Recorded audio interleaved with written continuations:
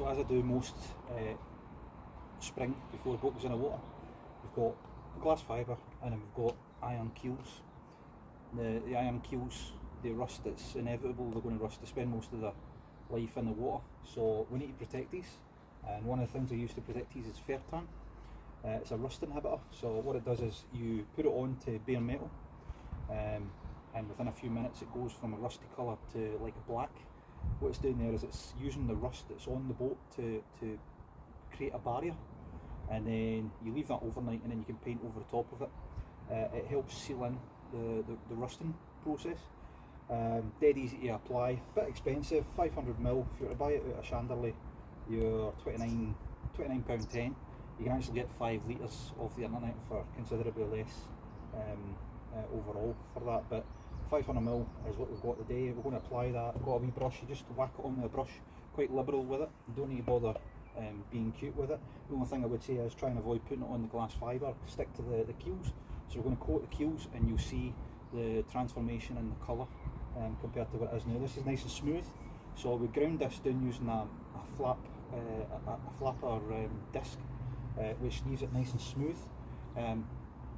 Not just to be a perfectionist, but when it comes to boats, if the hull is nice and smooth, it cuts through the water an awful lot cleaner, makes the boat faster, inevitably saves you a fortune in diesel because you're not spending as long on journeys, or if you're sailing, it makes your top speed just that wee bit faster if it's cutting nice and clean through the water. So we're going to use Fertan, and then we're going to come back in 24 hours. We're going to put Primacon on, which is the undercoat for the international anti-fouling we're using.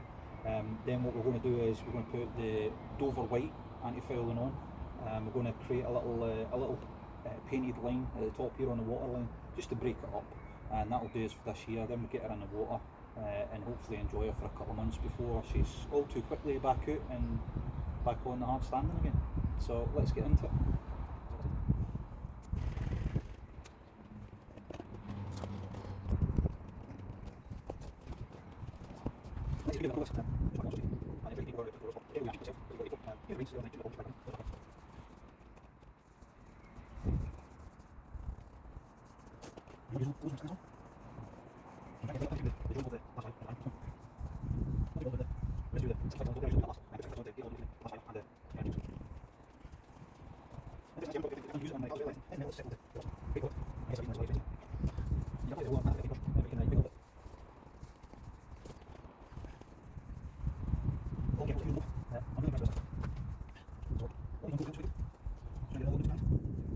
And already it's going to be trying to create that bonding with the rust, the surface rust, and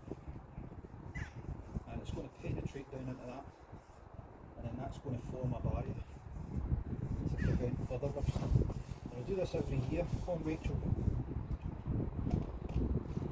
and that's why our keels are in reasonably good shape. And you've got to bear in mind it's a 50-year-old boat. The keels have been there for the life of the boat, so you look after her, she'll look after you. So I'll take some shots of what it looks like in a few hours. This is just the first side I've done. I've got to do the inside of this keel, and then I've got to do the starboard side as well. So I'll get to that, but that's how easy it is to put on. And we'll see how it dries out.